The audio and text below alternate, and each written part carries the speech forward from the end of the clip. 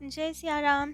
तो आज हम अपने प्यारे कथा रसिक श्री सीताराम जी को उनके जिन प्यारे भक्त का चरित्र श्रवण कराने वाले हैं, उनका नाम है श्री जुगलदास बाबा जी। तो महंत श्री स्वरूप दास बाबा जी महाराज के पश्चात जुगलदास बाबा ही जी थे, जो वृंदावन में पुराने मदन मोहन मंदिर के महंत थे। उनका जन्म बिहार के गया जिले में हुआ था। पढ़े लिखे बिल्कुल भी नहीं थे, लेकिन स्वभाव के बहुत ही सरल थे। बड़े भजनानंदी संत थे, भजननिष्ठ थे। वैष्णव सेवा अति प्रिय थी। दिन रात वैष्णवों की सेवा पूजा किया करते थे। सारा समय उनकी वैष्णव सेवा में ही सार्थक होता था। प्रातः का स्नान आदि के बाद अपने स्थान में रहने वाले सभी वैष्णवों को, यहाँ तक कि अपने शिष्यों तक को, उनकी भी कुटिया के सामने जाके दंडवत प्रणाम किया करते थे। एक बार तो एक संत ने पूछा भी कि अरे आप ऐसा क्यों करते हैं, अपने ही शिष्यों को दंडवत क्यों करते हैं, प्रणाम क्यों करते हैं, आपके दंडवत से उनको अपराध लगेगा। तो ये उत्तर देते, कहते मैं दंडवत शिष्य समझ के थोड़ी करता हूँ, मैं तो वैष्णव स्वरूप को दंडवत करता हूँ। यदि मैं वैष्णव स्वरूप को प्रणाम ना करूँ, दंडवत ना करूँ, उनका सम्मान ना करूँ, तो शिष्य क्या सीखेंगे? फिर वो कैसे सीखेंगे कि वैष्णव मात्र का सम्मान करना आवश्यक है, स्वरूप का सम्मान करना आवश्यक है। इसलिए ही सबको सिखाने के लिए मैं स्वयं सबका सम्मान करता हूँ, प्रत्येक वैष्णव वेश का सम्मान करता हूँ। बाबा इतने उदार थे कि उनका आश्रम सभी वैष्णवों के लिए सदैव खुला रहता था। जो जिस समय आ जाए उसके रहने की, ठहरने की सब व्यवस्था बाबा स्वयं करा करते थे। हर समय भोजन उपलब्ध रहा करता था। वहाँ बड़े बड़े भंडारे हुआ करते थे उनके स्थान पे। लेकिन धन आदि की व्यवस्था कहाँ से होती थी, कहाँ से धन आता था, इसका कुछ नहीं पता। सब ठाकुर भरोसे रहता था। कोई आमदनी तो थी नहीं आश्रम की, जो पता रहे कि एक निश्चित आमदनी है, इतना खर्च करना है। ठाकुर जी के भरोसे कहीं से आता था और खूब सेवा हो जाती थी। तो इसी प्रकार से खूब आनंद से वैष्णव सेवा करते थे वे। दुकानदारों का भी जितना उधार आदि होता था वो आगे पीछे चुकता हो जाता था।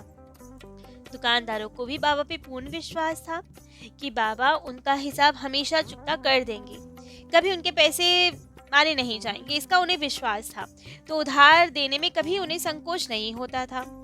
लेकिन अब एक समय के बाद एक बार 2500 रुपए का कर्ज पहुंच गया।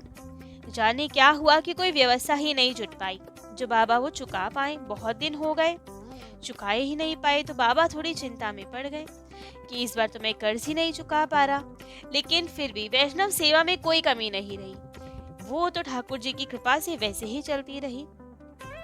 तो एक दिन जब बाबा बहुत चिंता में थे कि उधार कैसे चुकाया जाए, तभी एक सज्जन आए बाबा के पास और बोले, बाबा बम्बई से सेठ गोविंद दास जी आए हैं और उनकी वैष्णव सेवा में बहुत रुचि है। उन्हें पता लगा कि आप अपने स्थान पे इतनी अच्छे से वैष्णव सेवा करते हैं, रोज खूब सारे वैष्णवों का भोज भंडारा यहाँ होता है, प्रसाद पाते हैं। तो इसीलिए जब उन्हें भान हुआ कि इन सब के कारण आप पे कर्ज हो गया है, तो उन्होंने कुछ रुपए भिजवाए हैं आपके लिए, जिससे आप कर्ज चुका दो। तो ये लीजिए थैली। अब बाबा कहें कि कहाँ है सेठ, कौन है वो सेठ? बड़े हैरान हुए कि इतनी जानकारी कैसे मिली जब मुंबई से आया है कि हम सेवा करते हैं और कर्ज चढ़ा हुआ है।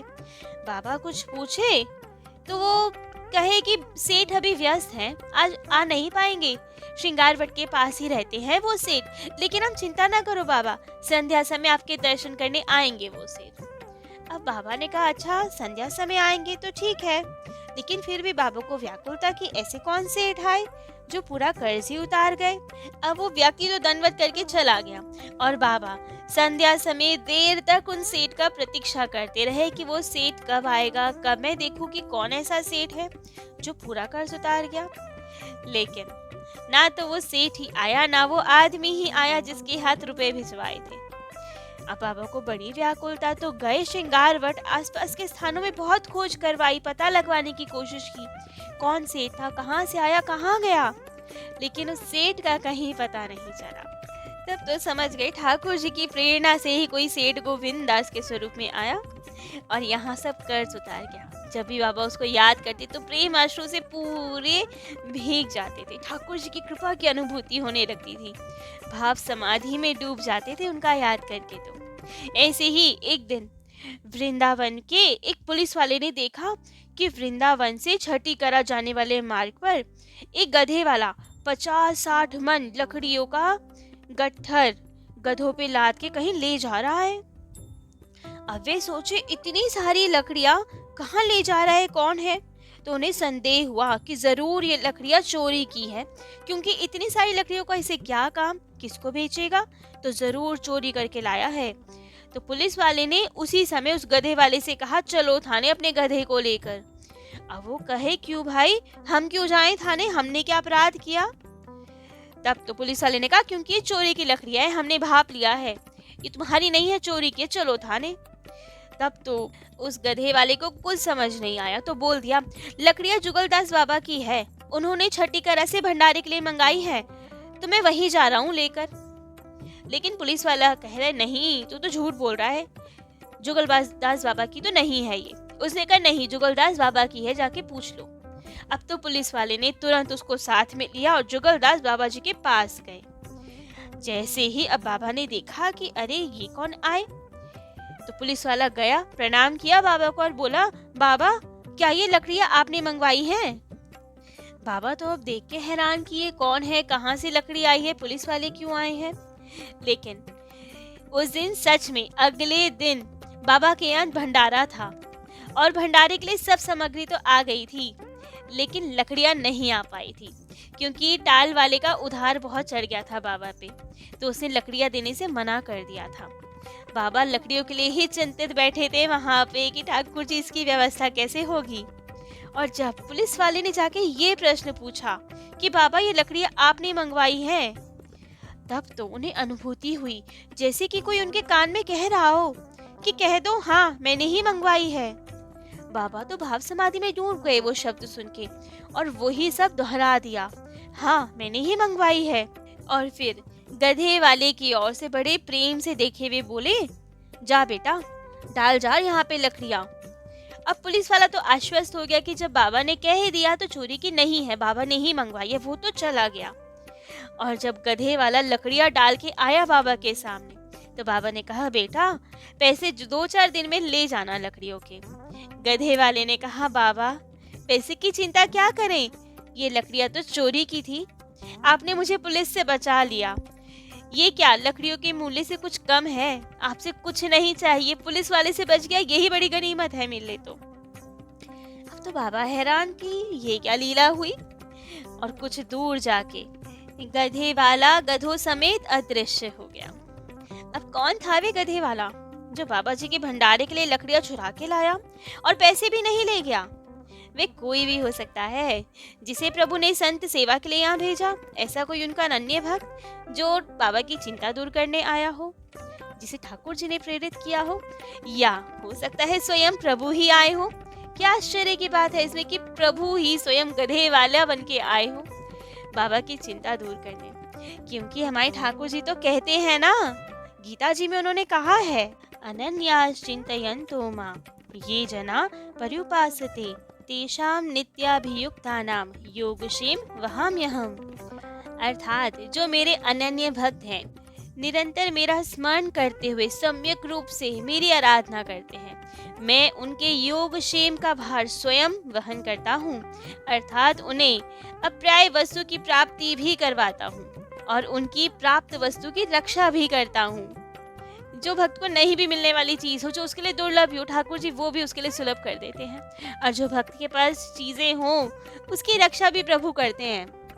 भक्त का सब भार स्वयं वहन करते हैं ठाकुर जी। तो वही अपने भक्त का भार वहन करने ठाकुर जी गधे वाले के स्वरूप में आए और इनकी चिंता दूर की। ऐसे ही एक ब्राह्मण भक्त थे, जगन्नाथपुरी जी में रहते थे।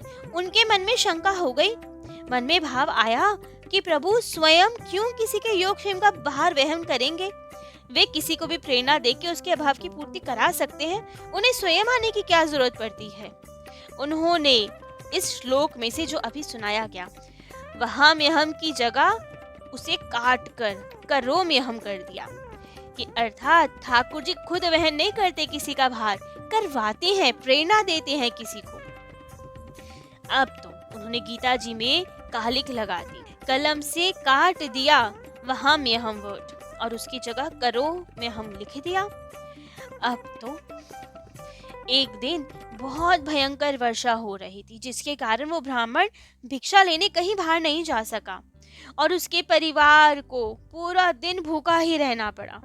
संध्या समय जब वो भिक्षा के लिए गया, तब तो स्वयं श्री कृष्ण जी बालक स्वरूप में उसकी धर्म पत्नी के पास आए और उसके पास प्रसाद का थाल दिया। अब ब्राह्मणी कहे, अरे तुम कौन हो, इतनी रात में यहाँ आए, प्रसाद का थाल लेकर आए। तब तो उस ब्राह्मणी ने उस बालक को बहुत ध्यान से देखा, बड़ा ही सुंदर बालक है वो, लेकिन उस बालक के माथे पर कलम से काटे जाने का निशान था, जिसमें से रक्त बह रहा था। अब ब्राह्मणी बड़ी हैरान, पूछा कि अरे बालक, ये क्या हो गया तुम्हारे माथे पे, किसने तुम्हें चोट पहुंचाई, रक्त बह रहा है। तब तो उसने कहा बालक ने रोते हुए, मुझे ब्राह्मण देवता ने मारा, आपके पति ने मुझे मारा। तब तो ब्राह्मणी बहुत हैरान हुई कि अरे ये कैसे हुआ, ब्राह्मण आएंगे तो बहुत गुस्सा करूंगी, छोटे से बालक को इतना कष्ट दिया। बहुत हैरान हुई, बहुत दुखी हुई। जब ब्राह्मण देवता आए तो उनसे पूछा उन्होंने कि तुमने उस बालक को क्यों मारा, कलम से काटा क्यों, उसके रक्त बह रहा था। अब ब्राह्मण समझ नहीं पाए कि मैंने तो किसी को आहत नहीं किया, कौन था वो बालक, क्या था। तब तो चिंतन करने पे समझ में आया कि कलम से तो मैंने गीता जी के श्लोक में से एक वर्ड काटा था, तो वही निशान उस बालक में था। तो वो बालक कौन था? वे बालक स्वयं श्री कृष्ण जी थे, जिन्हें ये बिल्कुल सहन नहीं हो पाया कि उनके अभिन्न अंग गीता जी पे ब्राह्मण ने कलम फेर दिया, ये शूल की तरह चुभा उन्हें, और उन्होंने इसी से आहत होकर स्वयं प्रसाद की थाली उन्हें ले जाके दी, विश्वास दिलाया कि वहम यहम शब्द बिल्कुल ठीक है, अपने भक्त के योगक्षेम का वहम मैं स्वयं ही करता हूँ। और वही सिद्ध करने के लिए बार बार ठाकुर जी आते हैं, जैसे कि इन बाबा के पास आए, जुगलदास बाबा के पास।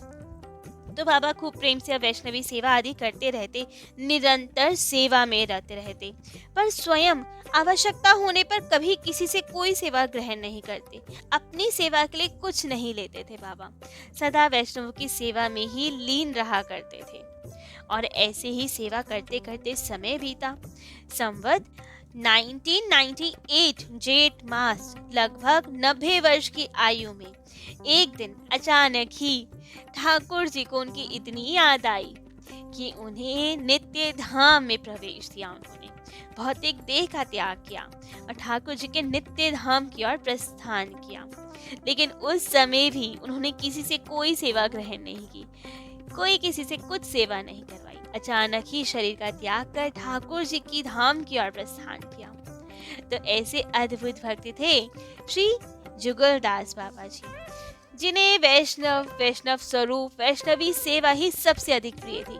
उनके प्रति ही अपार निष्ठा थी, जिससे प्रसन्न होकर रीझ कर स्वयं ठाकुर जी आते थे उनकी मदद करने। तो आज जुगलदास बाबा जी का चरित्र तो यहीं विश्राम देते हैं। कल अपने प्यारे कथा रसिक श्री सीताराम जी को उनके अन्य किन्हीं दिव्य प्यारे भक्त का चरित्र श्रवण कराएंगे। आज के लिए इतना ही। जय जय श्री सीताराम।